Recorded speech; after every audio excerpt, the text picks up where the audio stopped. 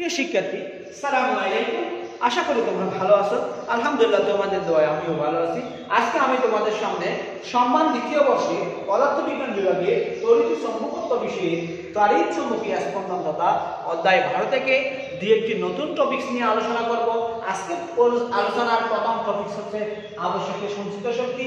দেখো, আবশ্যক হচ্ছে এমন একটি তড়িৎ ইলেকট্রনিক্স ডিভাইস যে ডিভাইসের মধ্যে দিয়ে তড়িৎ প্রবাহ শূন্য থেকে বাড়তে বাড়তে ধীরে ধীরে সর্বোচ্চ পর্যায়ে এবং তড়িৎ প্রবাহ হ্রাস পেয়ে শূন্য থেকে হ্রাস পেয়ে ধীরে ধীরে মানে সর্বোচ্চ মান থেকে হ্রাস পেয়ে ধীরে ধীরে শূন্যে নেমে আসতে পারে, অর্থাৎ একটি নির্দিষ্ট সময়ের প্রয়োজন হয়। এই আবেশককে যদি আমি একটি রোধের সাথে সংযুক্ত করে একটি বহিষ্ঠ তড়িৎ শক্তির সাথে কি করি সংযুক্ত করে একটি বর্তনী তৈরি করে, সেই ক্ষেত্রে কার্শফের সূত্র অনুসারে আমরা লিখতে পারি E সমান L dIdt প্লাস আয়ার, L dIdt প্লাস আয়ার। এই এক নম্বর সমীকরণ বা E সমান L dIdt প্লাস আয়ার হলো একটি ডিফারেনশিয়াল সমীকরণ যা সার্কিটের কারেন্ট বৃদ্ধি প্রকাশ করে। আমি একদম সমীকরণকে যদি I দ্বারা গুণ করি, কি দ্বারা গুণ করি? I দ্বারা গুণ করি। দেখো প্রিয় শিক্ষার্থী, তাহলে আমরা পাবো EI সমান I square R plus LI dIdt। দেখো, এই দুই নম্বর সমীকরণ থেকে আমরা কয়েকটা জিনিস দেখতে পাই, কয়েকটা বৈশিষ্ট্য দেখতে পাই। দেখো, দুই নম্বর সমীকরণের বাম পাশের অংশটি EI, এই EI সমান আমরা যদি এভাবে লিখি E dQ dt। I সমান হচ্ছে চার্জের প্রবাহের হার। দেখো, যদি এভাবে বিবেচনা করি EI সমান যদি dQ dQ dt হিসাব করি, সেই ক্ষেত্রে এই টার্মটি শক্তি সরবরাহের কি নির্দেশ করবে? উৎস কর্তৃক শক্তি সরবরাহের হার নির্দেশ করবে, অর্থাৎ E dQ dt হচ্ছে তড়িৎচালক শক্তি বা উৎস কর্তৃক শক্তি সরবরাহের হার নির্দেশ করবে। দুই নম্বর দেখো, ডান পাশের প্রথম টার্মটি I স্কয়ার R, ডান পাশের প্রথম টার্মটি কি I স্কয়ার R।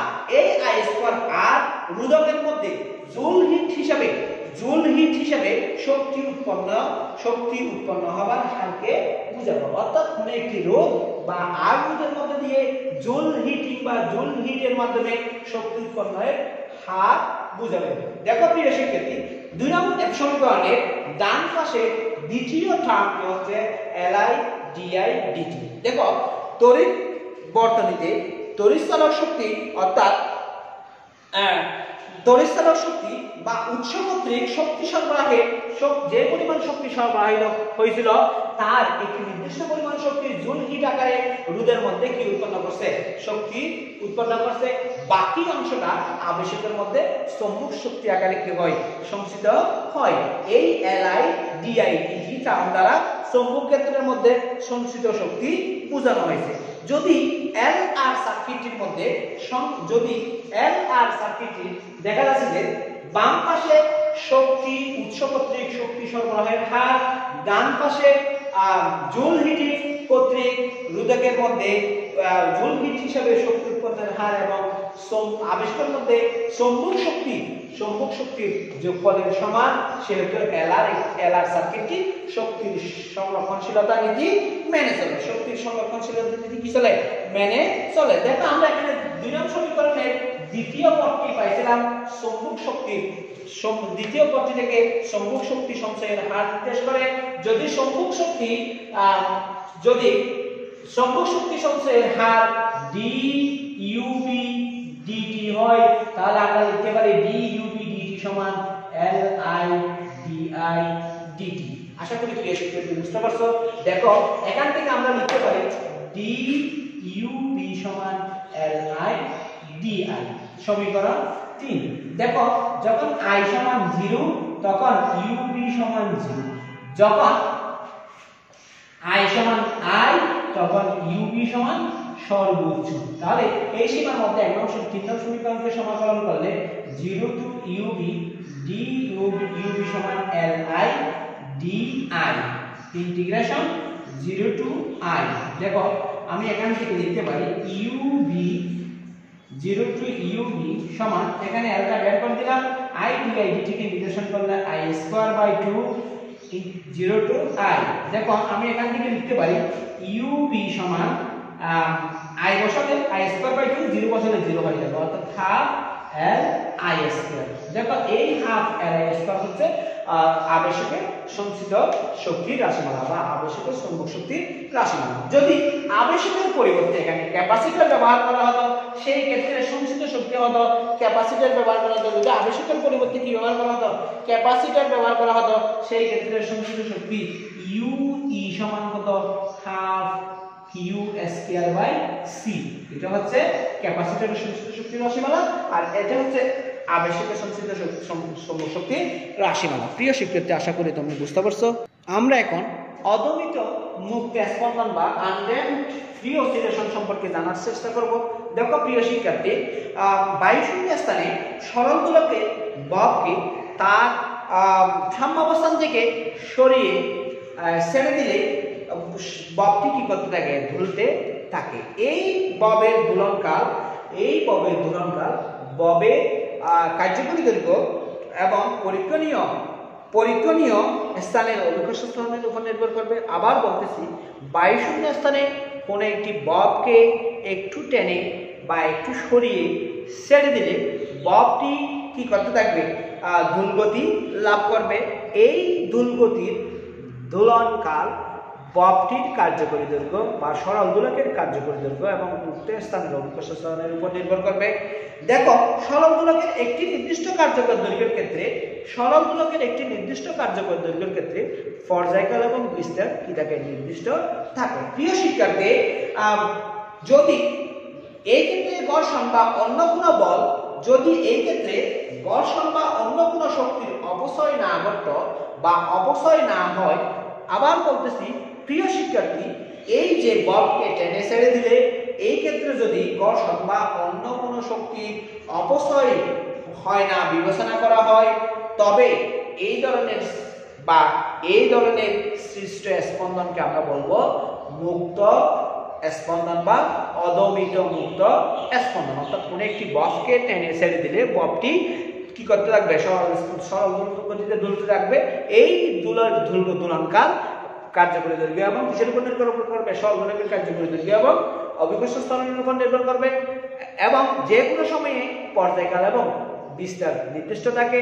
ফলে শক্তির অপচয় না ঘটলে এই ক্ষেত্রে যে কম্পন বা স্পন্দন সৃষ্টি হয় সেই কম্পন বা স্পন্দনকে আমরা বলবো অদমিত মুক্ত স্পন্দন বলবো। দেখো, এমন একটি বস্তু কণা সরল সঞ্চিতভাবে স্পন্দন আছে মনে করলাম, কণাটির সমান যদি y হয়, সেই ক্ষেত্রে কণাটির গতিশক্তি আমরা লিখতে পারি half mv square, half mv square. দেখো আমি এটাকে কিভাবে লিখি, হাফ mv স্কয়ার, দেখো হাফ mv সমান আমরা dy dt লিখলে তাহলে dy dt হোল স্কয়ার। আবার স্থিতি শক্তি হবে, অর্থাৎ সরল সঞ্চিত স্পন্দনে স্পন্দনরত কণার স্থিতি শক্তি আমরা জানি যদি বিস্তার বা সরণ x হয় তাহলে আমরা জানি হাফ kx স্কয়ার। এখানে যেহেতু y সরণ সেহেতু হাফ ky স্কয়ার। এখানে k হচ্ছে বল ধ্রুবক বা যান্ত্রিক ধ্রুবক বা কি স্প্রিং ধ্রুবক হিসেবে কি করবে, কাজ করবে। বা আমরা এখানে স্প্রিং যেহেতু সরল আমরা দোলকের কথা বলতেছি,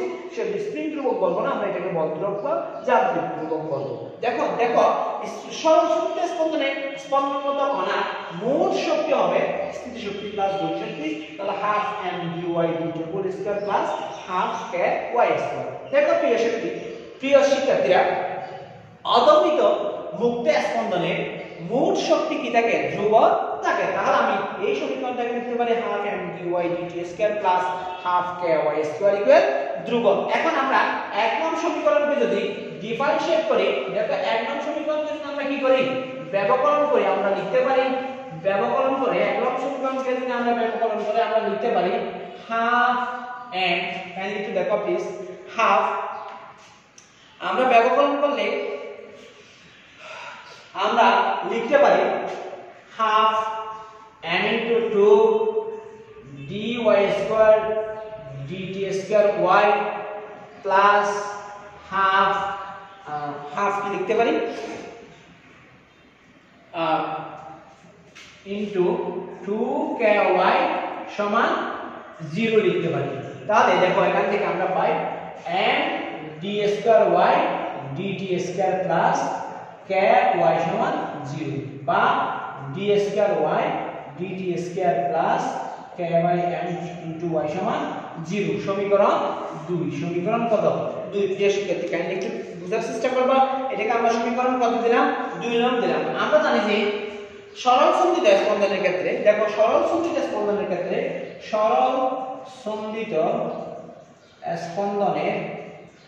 স্পন্দনের ক্ষেত্রে আমরা জানি যে ব্যবকলনীয় সমীকরণ d square x dt square plus omega square x সমান 0 এটাকে 3 নাম্বার সমীকরণ দিলাম দেখো প্রিয় শিক্ষার্থী আমরা সরল সন্ধিত স্পন্দনের ব্যবকলনীয় সমীকরণ থেকে দেখতেছি যে d square x dt square সমান omega d square x dt square plus omega square x সমান 0 2 নম্বর এবং 3 নম্বর সমীকরণ থেকে আমরা তুলনা করলে দেখতেছি ওমেগা স্কয়ার সমান k বাই m 2 এবং 3 থেকে আমরা তুলনা করলে কি পাচ্ছি ওমেগা স্কয়ার সমান k বাই m বা আমরা ওমেগা সমান লিখতে পারি square root of k by m square root of k by m k by m প্রিয় শিক্ষার্থী দেখো আমরা 3 নং সমীকরণ থেকে 3 নং সমীকরণের সমাধান পাই অর্থাৎ সরল সন্ধিত স্পন্দনের সমাধান পাই দেখো সরল সন্ধিত স্পন্দনের সমাধান আমরা কি পাই 3 নং থেকে আমরা সমাধান পাই 3 হতে আমরা সমাধান পাই y সমান a sin omega t plus delta omega t plus delta এটা ছিল সরল সন্ধিত স্পন্দনের সমাধান সরল সন্ধিত স্পন্দনের কি সমাধান এখন যদি আমি এখানে ওমেগার মান বসাই দিই a sin k by m into t এটাকে মাইনাস দিই তাহলে square root of k by m into t minus delta k by t into k by m into t minus delta প্রিয় শিক্ষার্থী তাহলে স্পন্দনের কম্পাঙ্ক যদি আমরা যদি স্পন্দনের কম্পাঙ্ককে n কল্পনা করি স্পন্দনের কম্পাঙ্ককে যদি আমরা কি কল্পনা করি n কল্পনা করি তাহলে আমরা লিখতে পারি n সমান 1/t আবার t 1/t সমান দেখো আমরা t সমান জানি যে 2 পাই বাই ওমেগা তাহলে 1/t সমান আমরা পাবো ওমেগা বাই 2 পাই তাহলে এখানে আমরা লিখতে পারি ওমেগা বাই 2 পাই দেখো ওমেগা বাই কত পাই 2 পাই প্রিয় শিক্ষার্থী দেখো আমি যদি এখানে ওমেগার মান বসাই n সমান আমরা কি পাবো 1/2 পাই ওমেগা সমান পাবো square root of k by m অর্থাৎ সরল অদমিত মুক্ত স্পন্দনের কোন একটি কণা যদি স্পন্দিত হতে থাকে সেই ক্ষেত্রে তার কম্পাঙ্ক হবে 1/2 pi into square root of k by m প্রিয় শিক্ষার্থী আমরা দেখতেছি যে আমরা অদমিত মুক্ত স্পন্দনের ক্ষেত্রে ব্যবকলনীয় সমীকরণ পাচ্ছি 2 নম্বর সমীকরণ থেকে d square y dt square plus k by m into y সমান 0 বা d square y dt square plus omega square y সমান 0 এটা হচ্ছে অদমিত মুক্ত স্পন্দনের ক্ষেত্রে ব্যবকলনীয় সমীকরণ এই সমীকরণটা দোলক ভারযুক্ত স্প্রিং বা এলসি সার্কিট ইত্যাদি ক্ষেত্রে ব্যবহার করা হয় আশা করি প্রিয় শিক্ষার্থী তোমরা অদমিত মুক্ত স্পন্দন বুঝতে পারছো আমরা এর আগে আবেশিক সংসিদ্ধ শক্তি আলোচনা করছি আজকে এই পর্যন্ত আগামী ক্লাসে আমরা নতুন কোনো টপিকস নিয়ে তোমাদের সামনে হাজির হব ভালো থেকো আসসালামু আলাইকুম ওয়া রাহমাতুল্লাহি ওয়া বারাকাতুহু